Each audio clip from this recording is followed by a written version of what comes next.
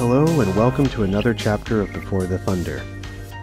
I'm Sean, and once again I'll be reading a few selected short stories for you. So go ahead and get comfortable. I've got 5 tales this time, all dealing with feelings of longing and desire. In our first story, from Lady Cirque, we meet a salesman who trades in interesting goods and bitterly remembers his past. So without further ado, I give you the size of things.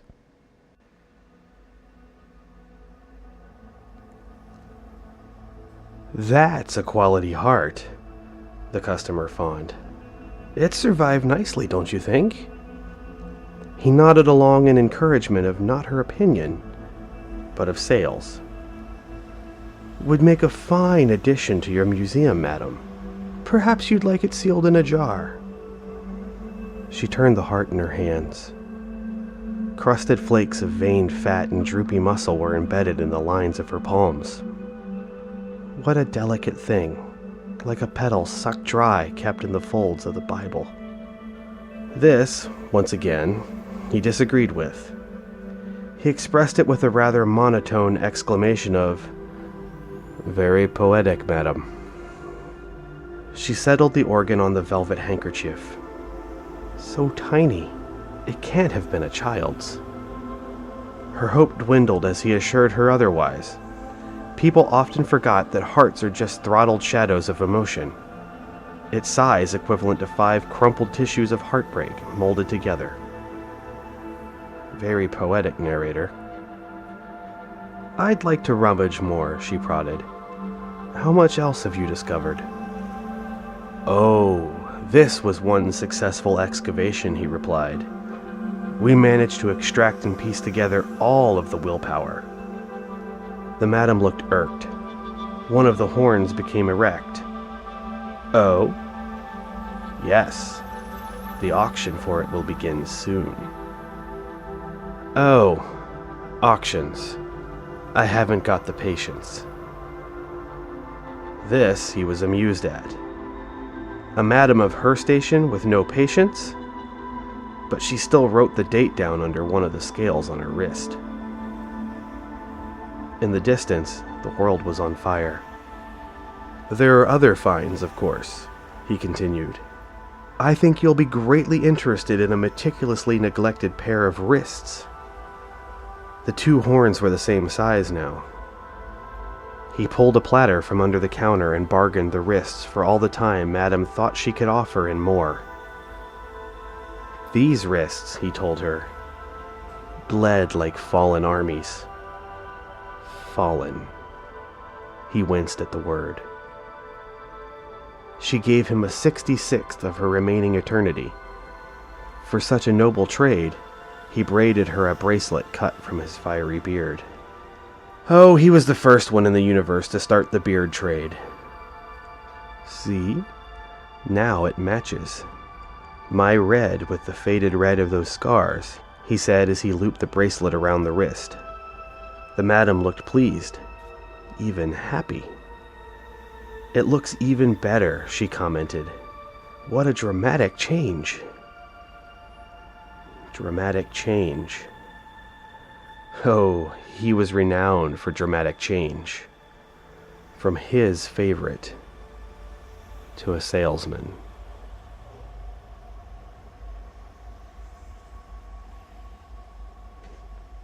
Desires drive us, controlling our thoughts and actions with an energy that can seem almost inhuman. At times, they can push us to accomplish extraordinary things. Other times, however, it's hard to tell if the end justifies the means. I'll let you decide where our next story, Animated Affection by 19 Uppendi 97, falls on the spectrum.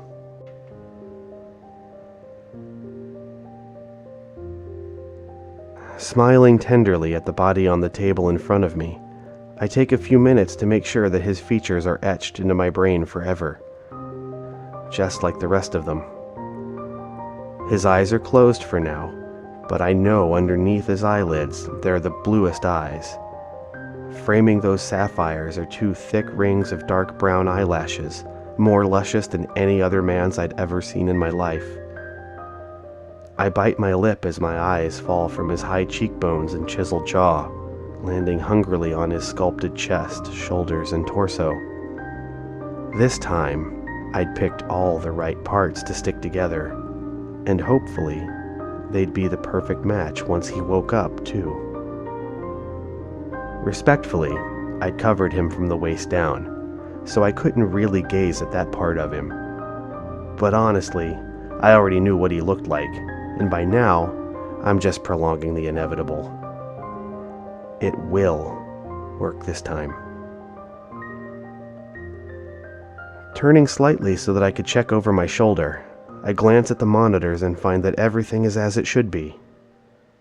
Good. Last time I hadn't checked all the systems before turning him on, and due to my eagerness, I'd not realized that he was set to self-destruct 5 minutes after waking up. The last one had not been manufactured properly, and his head had fallen off in the most spectacular of ways, rolling right down his body and coming to a stop next to the bin. So into the bin he went. Unfortunately. I take one last deep breath and bite my lip painfully as my finger presses the important big red button at the end of my circular desk. My blacked-out goggles do their job, as I'm protected from the blinding purple and blue flashing coming from the Tesla coils, putting energy into my latest work of art and love on the table. Also, this time I'd used a wooden surface so that my boy actually got all the power he needed to wake up successfully. If I had calculated correctly, like I think I have, then it's going to take another 10 seconds before I can stop the Tesla coils and watch my beauty awaken from his deathly sleep. I hold my breath as I count down slowly, releasing the carbon dioxide at 6 seconds, and I squeal with glee when I get to 1. Quickly, so as not to mess this up, I end the traveling electricity and shuffle over to the table.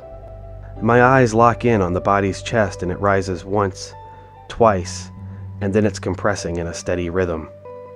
Thank God. I got that part right.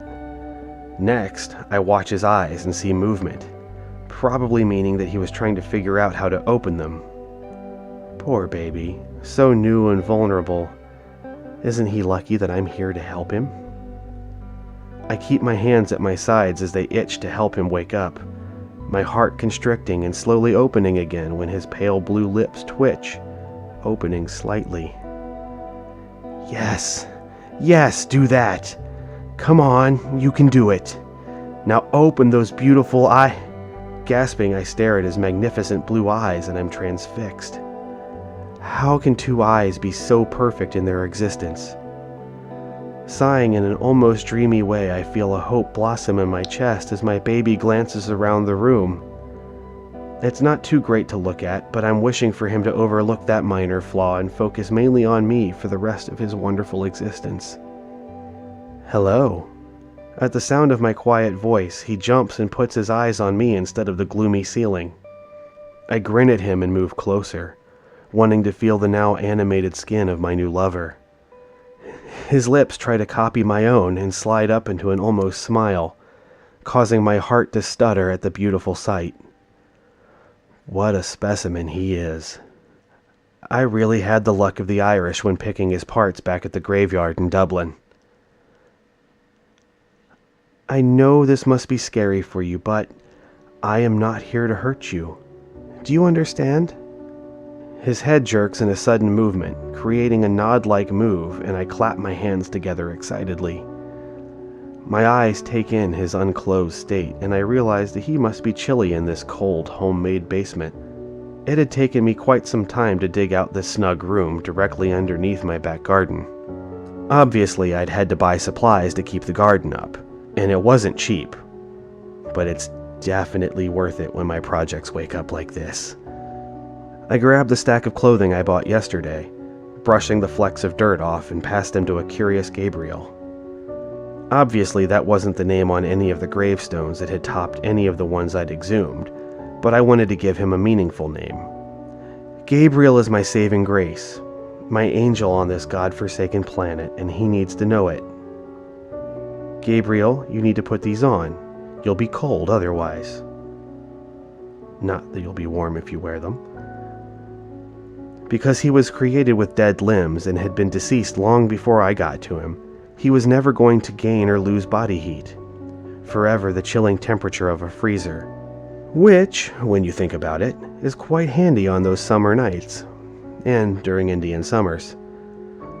Clearing my throat, I wait until he's looking at me, and then I grab his hand, making him drop the jeans he'd been holding in wonder. I smile at him, my whole body warm at the thought of having this man next to me for the unforeseeable future. He grins back, a warm light filling his eyes and making them sparkle. Involuntarily, my heart skips a beat and I know my fate is sealed. I love him, now and forever. One of the most universal wishes is to be something we're not, if even for a day. We fantasize about being rich, or famous, or smarter, you name it.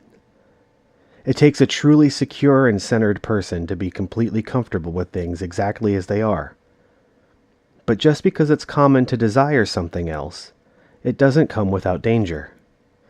In a folk tale, The Pig's Wish by Rual Raja, we see exactly why it's best to fully consider things before you wish for them.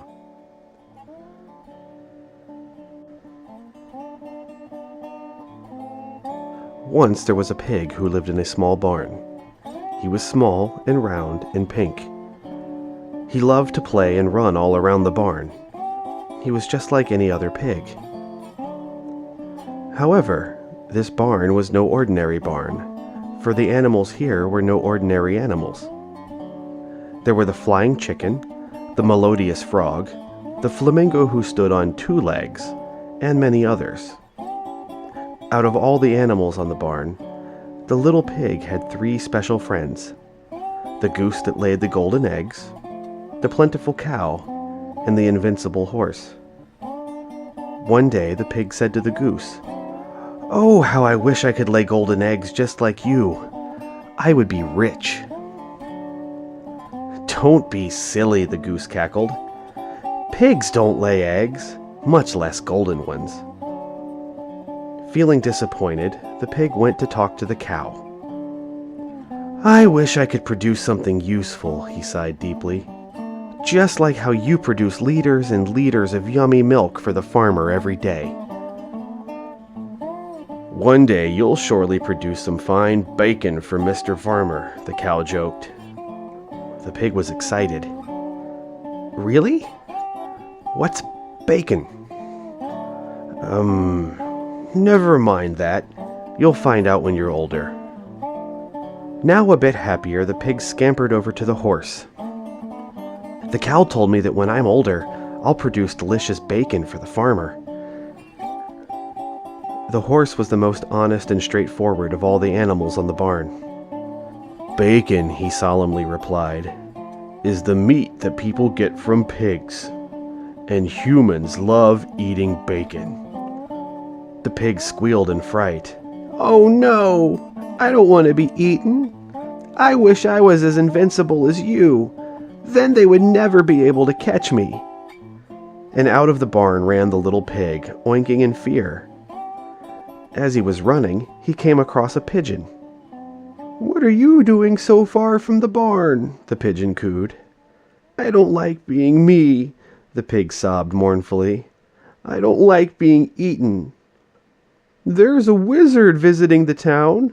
I hear he can grant any wish. He's staying just down the road." The pigeon pointed his wing to a small cottage that was just down the road. Excitedly, the pig bounced and skipped to the place where the wizard was staying.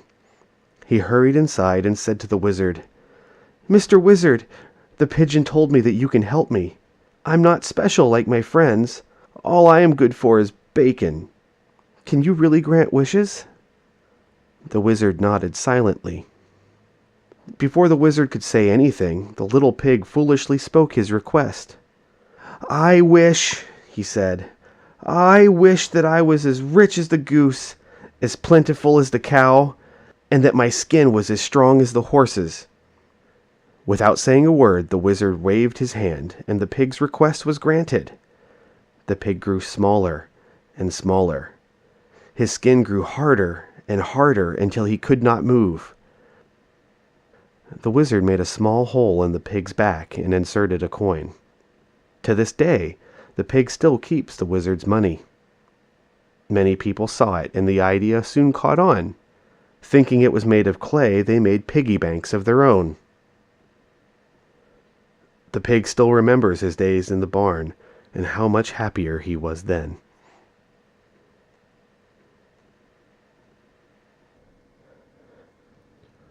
One of the great tragedies of growing up is how quickly we want to abandon our youth to become bigger.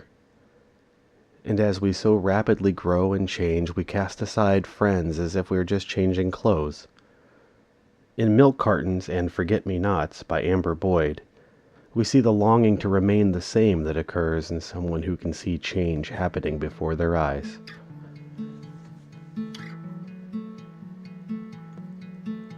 "What's wrong with the milk?" Skylar whispered with wide eyes. I jerked my gaze up from the breakfast table. I had been staring at the photo of the girl on the side of the blue carton, trying to sound out the words in the white type above her picture. Missing. Missing? I repeated in my head, trying to grasp what the message meant. Was she lost? Once when Sky and I were playing in a store, a nice man in a vest gave us happy face stickers and helped us find her mom. I shrugged. "Nothing, I guess," I said, looking back at the carton on the table. "Phew. I thought Mom might be trying to use that Trick Your Kid cookbook again and figured out how to get beans into my milk, too." She gave a lopsided smile and picked up the glass. "You're sure? No beans?" Satisfied, she tipped the glass back, drained the contents, and then hopped down from her chair. "Well, don't just stand there. Come on," she urged. "Mom said we could go to the park." "Wait, the park?" She bounced from foot to foot with her eyes sparkling in anticipation. "By ourselves," she squealed. "I'll race you to the wagon." She turned and dashed for the door before I even realized the race had begun. Her giggles faded as she crossed the threshold of the house. "Wait, no fair. You're cheating," I yelled, trying to catch up. When I stepped onto the front porch, she was already standing next to the wagon, breaking my winning streak. "Beat you!" I grinned and patted her on the back. "Yep. You win the privilege of towing me all the way to the park," I said when I jumped onto the wagon. "Fine, but you get to carry the ball." I didn't mind taking it. My legs stretched out so they dangled just over the edge of the rusted paint. The wagon bumped along and made a rhythmical thudda, thudda sound as the wheels drove over the brakes in the sidewalk. When we rounded the street corner, the park was in full glorious view. Sky pulled the wagon to a stop, and the two of us sprinted toward the playground. "Slide or swings?" "Slide," I answered. We tiptoed our way across the wooden logs to the metal slide. When Skylar sat down, a girl butted in front of me. "Hey, aren't you the girl that just moved into the brick house?" she asked. Sky looked up and nodded. "Nice to meet you. I'm Mallory." She smiled. "Hey, want to go down together?" Sky glanced back at me. I shrugged. I didn't want to be squished between them. I forced a smile and motioned for her to go on without me. Mallory turned, following Sky's gaze, expecting to see someone, but furrowed her brows when she didn't. Being invisible sometimes had its advantages. "Sure," Sky replied. "Want to go behind?" A moment later, they were at the bottom, giggling in a heap on the ground. I slid down and ran to catch up. When I reached them, I threw an arm over Sky's shoulder and she whispered, "Let's race down this time."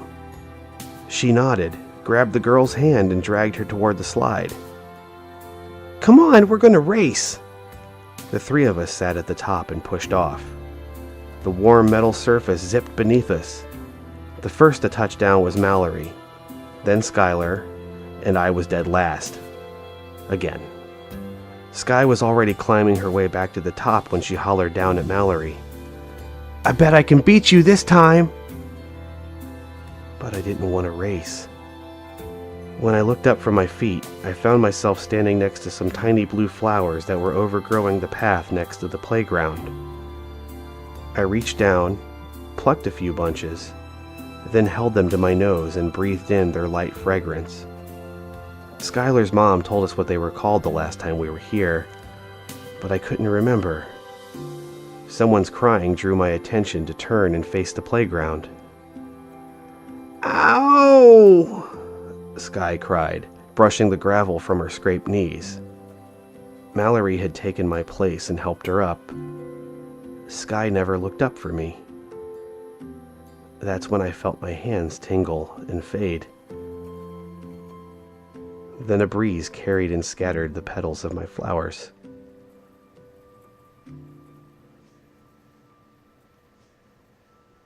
For this final part, I hope that you'll forgive me a bit of self-indulgence. Our next story, The Dreamcatcher, is one of my own about a sad figure who goes to great lengths to enjoy the same things we take for granted.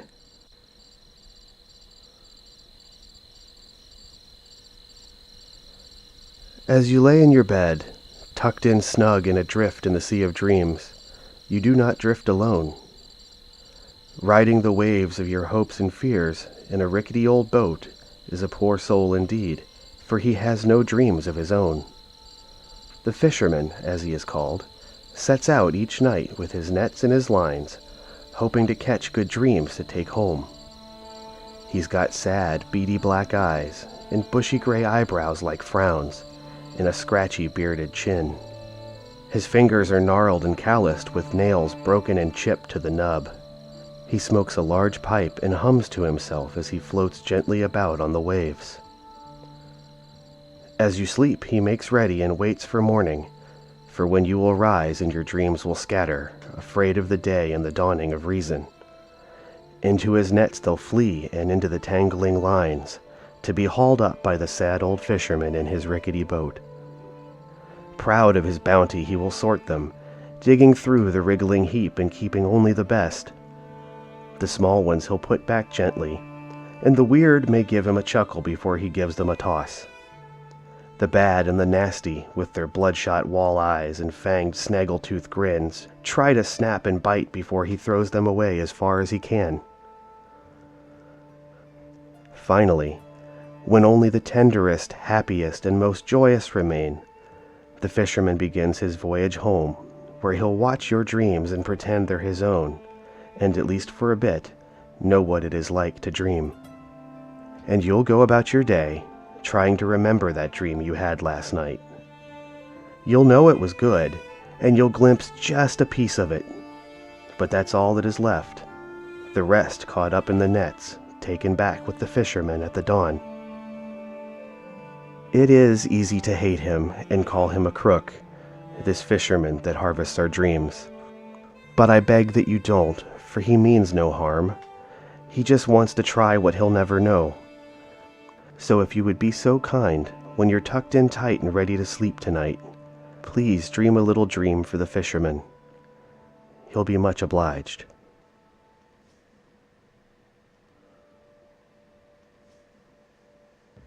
And with that, it's time to wrap up this episode. Once again, thank you for listening. As always, I look forward to comments, and I'm sure the authors featured in this episode would love to hear from you as well.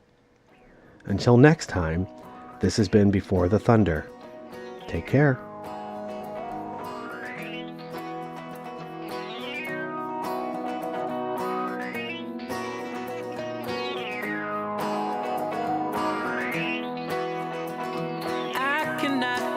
Again, my back's against the wall.